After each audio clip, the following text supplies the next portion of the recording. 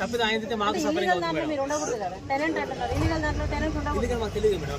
Documents అన్ని ఇచ్చారు మా అడ్వకేట్ ఒపీనియన్ అది వాళ్ళకి రిప్లై కూడా ఆయన ఇచ్చారండి వాళ్ళ అడ్వకేట్ కూడా ఇచ్చారు కోర్టులో ఉందని చెప్పారు నాకు మాది కాపీ ఇస్తే ఇచ్చారు ఆయన పంపించాం ల్యాండ్ మాదైతే మేము బాధ్యత తీసుకుంటాం ఆయన కూడా మేము చేయలేం కదా ఆయన చెప్పాము నా రిక్వెస్ట్ కొంచెం ఒక 2 days వెయిట్ చేయండి నా రిక్వెస్ట్ చాలా హంగాగా ఉంది పబ్లిక్ సెన్సేషన్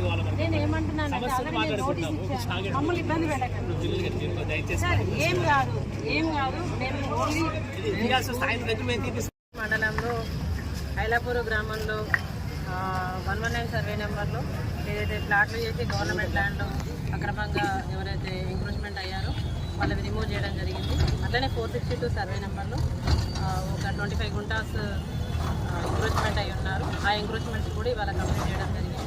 ఇదంతా హైదరాబాద్ పరిధిలో జరుగుతుంది. ఈరోజు ఎన్ని నిర్మాణాలు కూల్చేశారు మేడం? ఈరోజు ఒక 10 నిర్మాణాలు అంటే ఇంకా అది complete daily routine work basis నోటీసులు జారీ చేయడం కానీ ఆల్రెడీ ఎంక్రోచ్మెంట్ లో ఉన్న అందరికి నోటీసెస్ ఇష్యూ చేశాము. ఎంతమందికి ఇచ్చారు మేడం నోటీసులు? చెప్తాను. మేబీ అవి ఎప్పటి వరకు కూల్చేస్తాము? రొటీన్ ప్రాసెస్ లో జరుగుతుంటుంది. రొటీన్ గా డైలీ జరుగుతుంది.